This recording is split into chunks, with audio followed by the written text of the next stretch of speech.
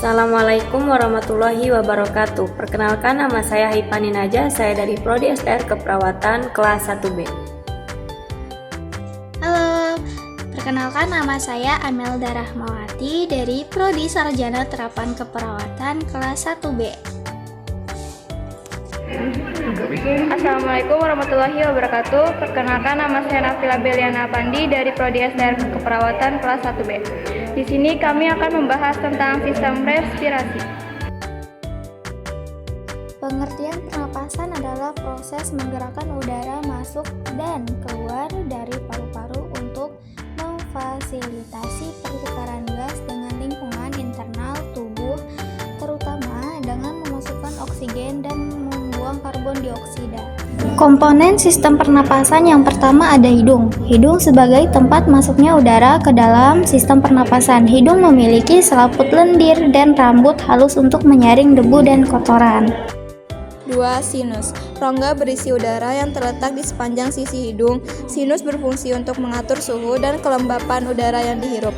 3. Faring atau yang disebut juga tenggorokan, sebagai organ yang menyalurkan udara dari hidung atau mulut menuju trakea. 4. Laring atau yang disebut juga kotak suara, sebagai ruang kecil sebelum trakea yang berisi pita suara. 5. Trakea atau yang disebut juga tenggorokan, sebagai saluran pernafasan. 6. Bronkus, yaitu dua saluran besar yang menyalurkan udara dari tenggorokan ke paru-paru. 7. Bronchioulus adalah saluran udara kecil di dalam paru-paru.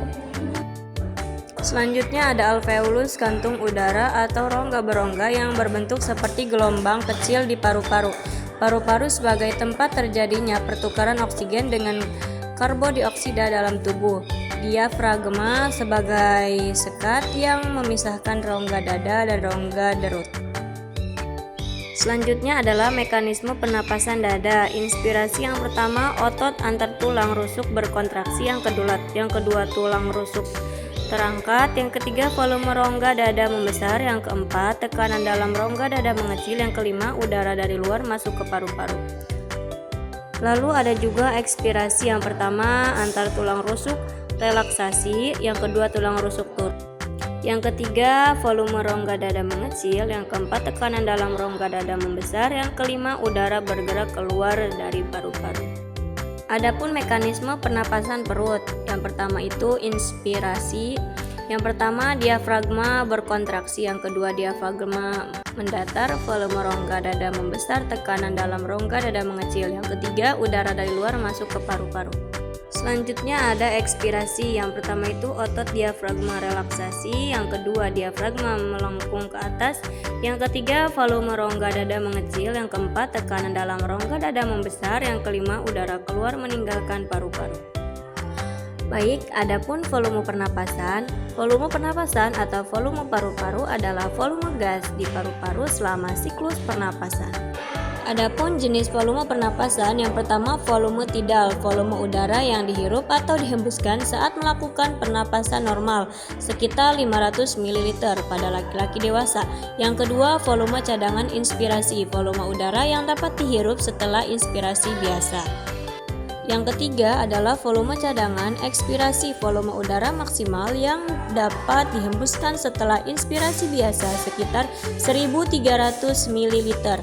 Yang keempat, volume residu, volume udara yang tersisa di paru-paru setelah ekspirasi sekuat-kuatnya. Transportasi gas pernafasan adalah proses pengangkutan oksigen dan karbon dioksida dalam sistem pernafasan manusia. Transportasi gas pernafasan terjadi melalui dua mekanisme utama, yaitu konveksi dan difusi. Konveksi atau aliran massa adalah mekanisme yang bertanggung jawab atas pergerakan udara dari lingkungan ke paru-paru dan pergerakan darah antara paru-paru dan jaringan. Difusi molekuler adalah mekanisme yang terjadi setelah gas bergerak secara konveksi melalui saluran udara penghantar, kemudian masuk ke dalam alveoli dan kapiler paru-paru.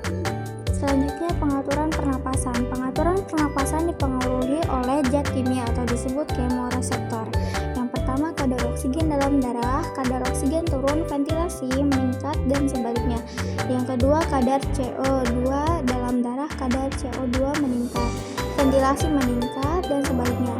Yang ketiga pH darah turun atau disebut asidosis metabolik. ventilasi akan meningkat. Hal ini merupakan kompensasi sehingga CO2 akan banyak dibuang keluar sehingga kadar CO2. Sekian video presentasi dari kami, kurang lebihnya mohon maaf. Assalamualaikum warahmatullahi wabarakatuh.